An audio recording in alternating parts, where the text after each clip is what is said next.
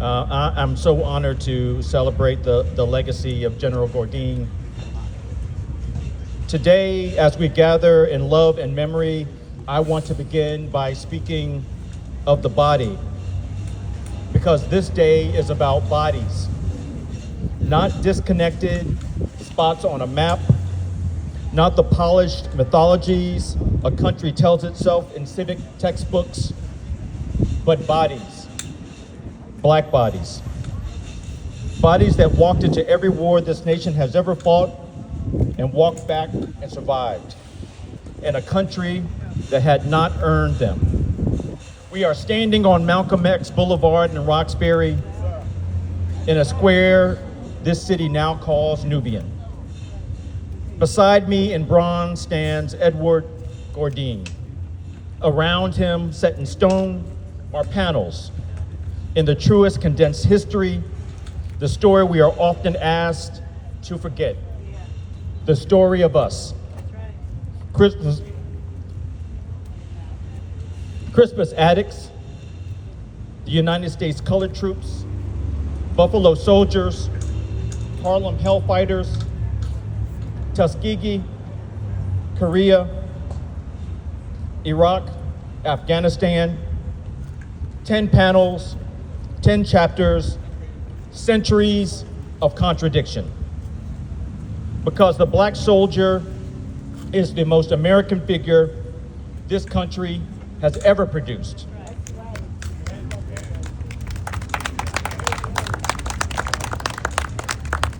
And also the figure it least understands.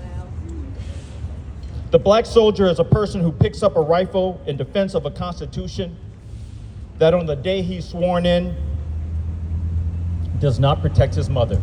Wow. The Black service person is a woman who ships out in the desert because she has been promised an education with the GI Bill, an education her great-grandfather was forbidden to obtain. The Black sailor is a boy from Roxbury who enlists because the recruiter came to his school when the college counselor did not. We are asked on days like this to sing, to salute, to stand at attention while the flag is raised over the bones of people who are not in the official story. And I will salute. I will salute with my whole chest. I will salute with the love and respect in accordance with the ultimate sacrifice we have made. But I will also tell the truth. The truth is that the country has been very, very good at asking the Black body for everything, and very well practiced at giving the Black body very little in return. Edward Gourdin understood this in his bones. He was born in Jacksonville in 1897 into a country still figuring out what to do with the children it had kept in chains. He came north, he walked into Harvard, he studied, he stood on an Olympic podium in Paris with a silver medal around his neck. He served in the Second World War as commanding officer of the 372nd Infantry Regiment. He came home, he took the bench, he passed away in 1966, a brigadier general and the first African-American justice of the Massachusetts Supreme Court. This is his resume, but I want you to think for a moment about what was inside that body.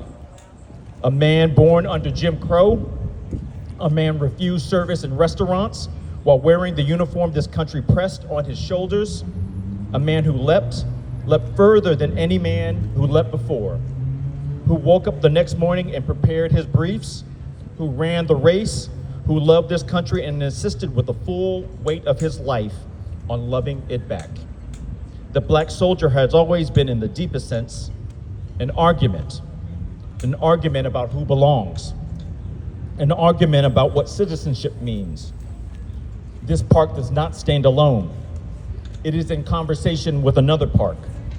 It is in conversation with another monument, the Embrace in Boston Common, dedicated to Martin Luther King and Coretta Scott King, holding the love that held a movement.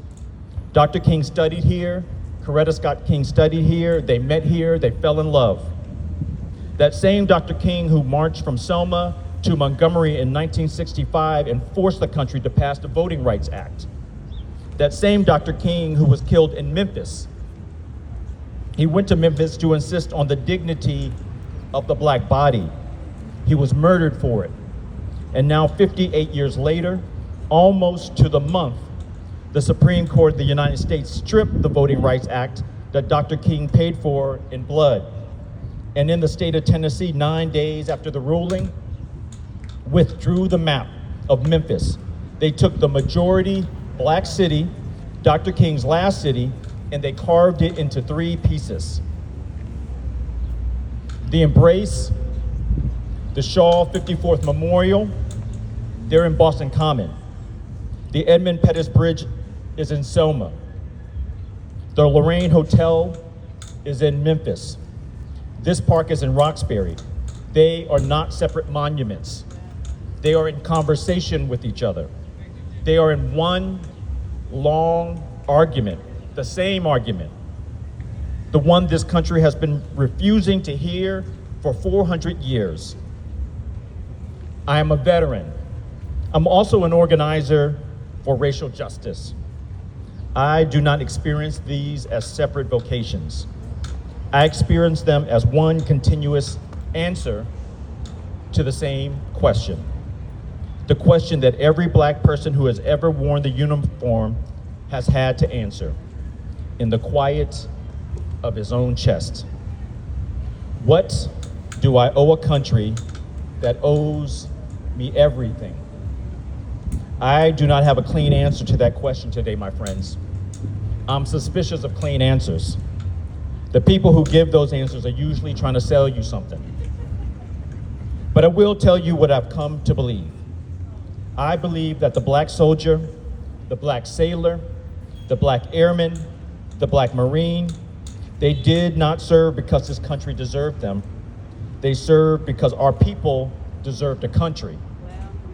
This park is that argument made in stone. I want to say one more thing before I sit down. I do not believe the work of the African American Military Heritage Day is to make peace with contradictions. I believe the work is to refuse to be quiet about them.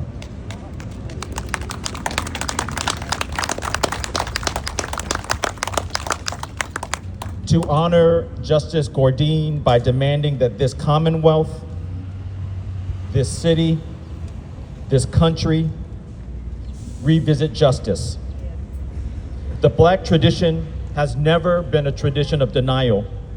It has been a tradition of looking hard at what is and insisting harder on what could be. We are a people of imagination. So we will keep coming back to this park. We will keep saying the names of veterans and soldiers. We will keep telling our children what was inside these bodies and what was inside our chests. Not because our country has earned it, but because we have. Thank you so much.